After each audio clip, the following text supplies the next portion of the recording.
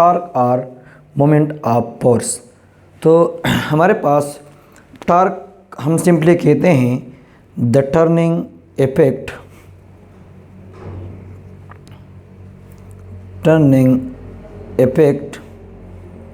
of a body about axis of rotation called torque।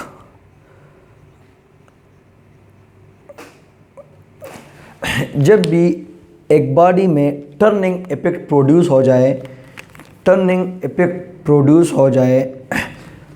एक point एक axis of rotation से, जैसे हम कहते हैं कि हमारे पास कौन सा फिनोमेना क्रिएट हुआ, टॉर्क। लेट्स सपोज ये हम एग्जांपल लेते हैं, ये हमारे पास एक सेंटर है और इसको हम एक्सिस ऑफ रोटेशन भी कहते हैं। तो हमारे पास दो किस्म की सर्कुलर मोशन के हमारे पास जो मेन टाइप्स है, सर्कुलर मोशन और रोटेशनल मोशन में फ़र्क है ये कि सर्कुलर मोशन जो सर्कुलेट कर रहा है, तो जो पॉइंट है जिस पॉइंट से वो सर्कुलेट कर रहा है तो वो आउटसाइड होगा, ठीक है ना। जिस तरह अगर सन रोटेट अगर हमारे पास अर्थ रोटेट कर रहा है सन के इर्द गिर्द, तो सन क्या है, सन आउटसाइड पॉइंट है। तो अगर अर्थ सन के इर्द गिर्द रोटेट कर रहा है तो इसका मतलब सन सर्कुलर मोशन कर रहा है। लेकिन अगर एक बॉडी एक पॉइंट के इर्द गिर्द रोटेट करे और वो पॉइंट किधर हो, वो बॉडी के अंदर ही हो, इनसाइड द बॉडी हो, तो इसको हम फिर रोटेशन कहते हैं। और वो पॉइंट जिससे बॉडी सर्कुलर मोशन कर रहा है या रोटेशनल मोशन कर रहा है तो इसको हम एक्सिस ऑफ रोटेशन भी कहते हैं। क्या कहते हैं, एक्सिस ऑफ रोटेशन। तो अगर हम लेट सपोज हमारे पास एक नट है, एक स्पेनर है, और हम स्पेनर पे नट को टाइट या लूज़ कर रहे हैं, तो इधर अगर हम इस पे फोर्स लगाते हैं तो इधर हमारे पास एक टर्निंग इफेक्ट प्रोड्यूस होता है। टर्निंग इफेक्ट को हम कहते हैं टॉर्क। इसको क्या कहते हैं, टॉर्क। तो अगर हम देखें तो इस पॉइंट पे हम फोर्स लगाते हैं और इस पॉइंट तक जो पॉइंट ऑफ रोटेशन है, इस पॉइंट तक जो हमारे पास डिस्टेंस है, तो इसको हम कहते हैं आर। क्या कहते हैं, आर। इसको पोजीशन वेक्टर भी कहते हैं, आर भी कहते, आर पे हम डिनोट करते हैं। और उसको हमारे पास मोमेंट भी कहते हैं। क्या कहते हैं, तो इसको हम हमारे पास ये जो टर्निंग इफेक्ट है ये प्रोड्यूस हो रहा है किसी एक पॉइंट के इर्द गिर्द। तो इस तरह हम बॉडी को क्या कहते हैं कि हमारे पास क्या है, ये हमारे पास क्या प्रोड्यूस हो रहा है, टॉर्क प्रोड्यूस हो रहा है। क्या प्रोड्यूस हो रहा है, टॉर्क। इसका जो ये आर है, ये आर हमारे पास, इसको हम मोमेंट आर्म कहते हैं। इस आर को क्या कहते हैं, मोमेंट आर्म। तो मोमेंट आर्म हमारे पास वो परपेंडिकुलर डिस्टेंस है। कौन सा perpendicular distance, the perpendicular distance between point of rotation and the line of action. जहाँ हम फोर्स लगाते हैं तो वहाँ से लेकर जिस पॉइंट से बॉडी रोटेट कर रहा हो तो वहीं तक हमारे पास जो डिस्टेंस है इसको हम मोमेंट आर्म कहते हैं। अच्छा, टॉर्क में हमेशा जो फोर्स होगा वो फोर्स हमेशा परपेंडिकुलर होगा। कौन सा फोर्स होगा, परपेंडिकुलर होगा। तो ये जो F है तो F हमेशा किससे परपेंडिकुलर होगा, ये जो हमारे पास मोमेंट आर्म है तो इसको हमेशा क्या होगा, परपेंडिकुलर होगा। अगर हम इसका मैथमेटिकल फॉर्म देख लें तो टॉर्क हमारे पास बराबर है R क्रॉस F का, R क्रॉस F का। तो ये हमारे पास रोटेशन कर रहे हैं। तो रोटेशन का डायरेक्शन हमने वेक्टर क्वांटिटी में पढ़ा था कि रोटेशन का डायरेक्शन तो हमारे पास या तो क्लॉकवाइज होगा या एंटी क्लॉकवाइज होगा। या तो क्लॉकवाइज होगा या एंटी क्लॉकवाइज होगा। तो अगर हम देखें इधर तो ये हमारे पास वेक्टर प्रोडक्ट है। तो इससे हमने इस पिछले लेक्चर में कहा था कि ये जो अगर हमारे पास क्रॉस प्रोडक्ट है दो वेक्टर के दरमियान, तो जो हमारे पास रिजल्टेंट मिलेगा तो वो भी क्या होगा, वो भी हमारे पास वेक्टर क्वांटिटी होगा। तो इससे हमारे पास आता है R F sine of theta into an unit vector. अब ये आर एफ साइन थीटा हमारे पास क्या है, इसको ये हमारे पास है मैग्नीट्यूड, क्या है मैग्नीट्यूड, और ये जो एन है ये हमारे पास है यूनिट वेक्टर। ये हमारे पास क्या देता है, डायरेक्शन देता है, क्या देता है हमें, डायरेक्शन। तो ये हमारे पास है टॉर्क। अच्छा, टॉर्क डिपेंड किस चीज़ पे कर रहा है, तो टॉर्क हमारे पास दो चीज़ों पे डिपेंड कर रहा है। टॉर्क एक तो डायरेक्टली प्रोपोर्शनल होगा एफ को, अगर आर मोमेंट आर्म हमारे पास क्या हो, कांस्टेंट हो। अगर मोमेंट आर्म कांस्टेंट है तो टॉर्क डायरेक्टली प्रोपोर्शनल होगा फिर किसको, फोर्स को। अगर फोर्स ज़्यादा है तो टॉर्क ज़्यादा क्रिएट होगा, अगर फोर्स कम है तो टॉर्क कम क्रिएट होगा। अच्छा, अगर इसी तरह अगर हमारे पास टॉर्क ऑलवेज मोमेंट आर्म को भी क्या होगा, डायरेक्टली प्रोपोर्शनल होगा, कब, अगर फोर्स हमारे पास क्या हो, कांस्टेंट हो। अगर फोर्स कांस्टेंट हो तो फिर ये मोमेंट आर्म पे क्या करेगा, डिफेंड करेगा। लेट्स सपोज हमारे पास फोर्स हमारे पास क्या है, कांस्टेंट है। तो अगर ये फोर्स कांस्टेंट है तो इधर जो मोमेंट आर्म है ये, इसको मैं ऑब्जेक्ट डायग्राम ए के देता हूँ, इसको मैं डायग्राम बी के देता हूँ। तो अगर हम इधर देखें तो इधर हमारे पास फोर्स अगर दोनों कंडीशन में कांस्टेंट है तो इधर जो आर है तो ये आर हमारे पास ज़्यादा है, क्या है, ज़्यादा है।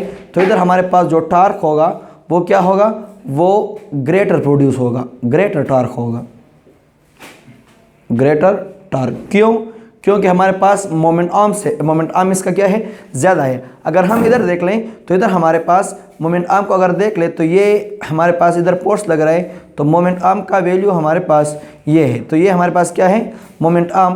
तो ये मोमेंट आर्म हमारे पास कम है, इसका मतलब इधर जो टॉर्क है वो भी हमारे पास क्या होगा, कम प्रोड्यूस होगा।